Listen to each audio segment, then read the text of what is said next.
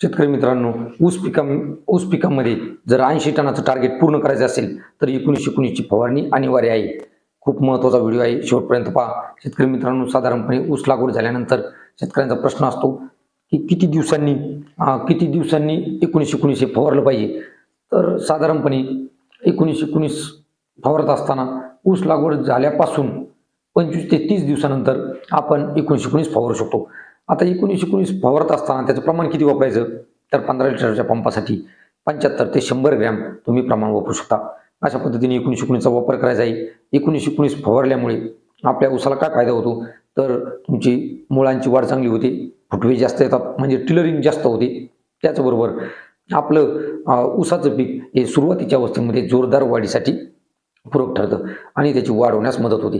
अशा पद्धतीने त्याचे फायदे आहेत. त्याचबरोबर शेतकरी मित्रांनो, फक्त 19-19च फवारायचं का? तर साधारणपणे मार्च एप्रिलमध्ये शेतकरी लागवड करतात किंवा फेब्रुवारीमध्ये लागवड करत असतात सुरू ऊसामध्ये.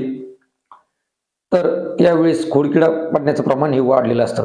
त्यामुळे 19-19 बरोबर आपण एखादं चांगलं कीटकनाशक सुद्धा वापरू शकतो. त्याच्यामध्ये मग तुम्ही क्लोरोपायरिफॉस प्लस सायपरमेथ्रिन घटक असलेलं कुठल्याही कंपनीचं चांगलं दर्जाचं कीटकनाशक वापरू शकता.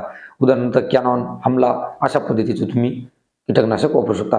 त्याचं प्रमाण घ्यायचं आहे 30 मिली प्रति 15 लिटर पंप. ते 19-19 बरोबर वापरून आपल्याला फवारणी घ्यायची आहे. त्याचा निश्चितच फायदा होतो. त्याचबरोबर शेतकरी मित्रांनो, एखाद्याला जर वाटलं की आपल्याला ड्रिपमधून 19-19 हे खत द्यायचं, तर एकरी किती वापरलं पाहिजे? तर सगळ्यात महत्त्वाचं म्हणजे की 19-19 वापरत असताना आपण ड्रिपमधून देताना व्हेंचुरीचा वापर करू शकतो.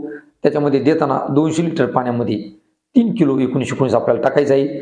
3 किलो 19-19 टाकून आपल्याला 1 एकरच्या क्षेत्रासाठी सोडायचं आहे. त्याचा निश्चितच फायदा होतो. शेतकरी मित्रांनो, अशा पद्धतीने 19-19चा जर वापर आपण 2 किंवा 3 वेळेस जर केला तर निश्चितच आपल्या उत्पादनामध्ये वाढ होताना आढळलेली आहे. त्याचबरोबर कित्येक शेतकऱ्यांनी अशा पद्धतीने हे प्रयोगांती सिद्ध केलेलं आहे. तुम्हाला व्हिडिओ कसा वाटला? आवडला असेल तर लाईक करा आणि आपल्या ऊस उत्पादक शेतकऱ्यांना पाठवायला विसरू नका. धन्यवाद.